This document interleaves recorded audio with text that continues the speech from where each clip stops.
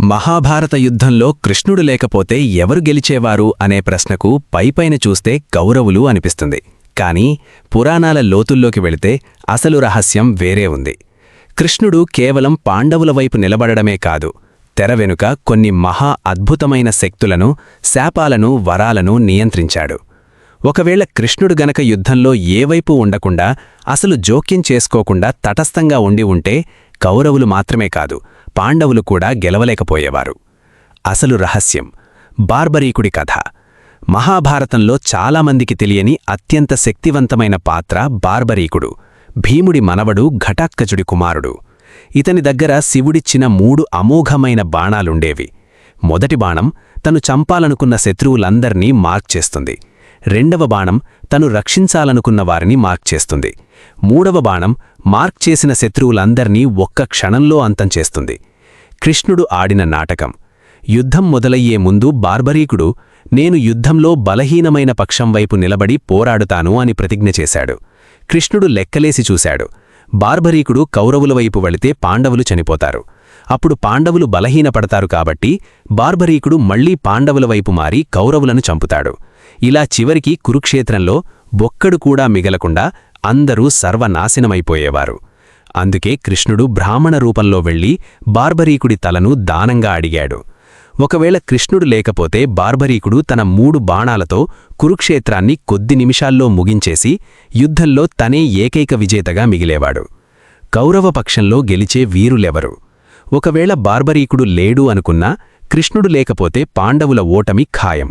ఎందుకంటే కౌరవుల వైపు ఉన్న మహారథులను ఓడించడం కేవలం మానవమాత్రులకు సాధ్యం కాదు.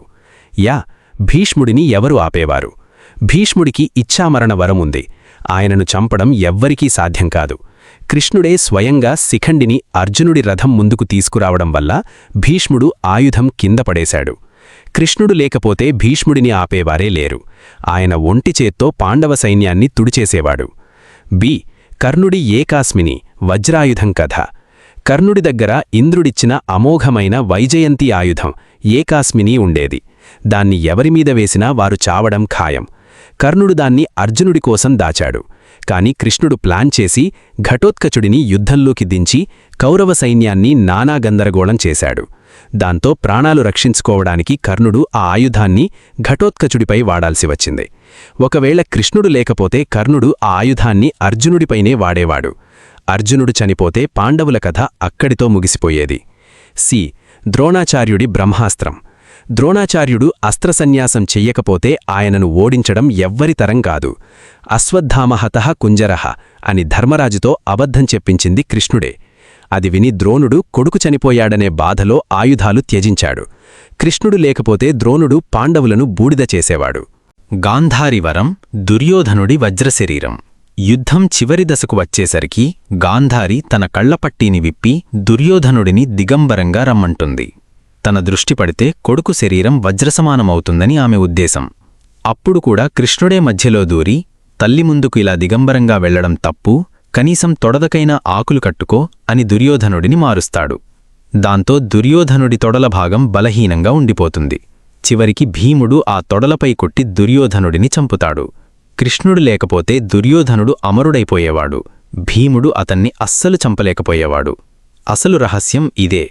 కృష్ణుడు లేకపోతే కురుక్షేత్ర యుద్ధం అనేది ధర్మక్షేత్రమయ్యేది కాదు. అది కేవలం ఒకరినొకరు చంపుకునే ఒక మహాశ్మశానంగా మిగిలిపోయేది. కృష్ణుడు లేకపోతే టెక్నికల్గా కౌరవులే గెలిచేవారు, భీష్మ, ద్రోణ, కర్ణుల శక్తి వల్ల. కాని బార్బరీకుడు రంగంలో ఉంటే కౌరవులు, పాండవులు ఇద్దరూ చనిపోయి బార్బరీకుడు మాత్రమే విజేతగా నిలిచేవాడు. వీడియో నచ్చితే తప్పకుండా లైక్ చేయండి. మరియు ఇలాంటి రామాయణ రహస్యాలు అండ్ ఆధ్యాత్మిక కథల కోసం మా ఛానల్ని సబ్స్క్రైబ్ చేసుకోండి.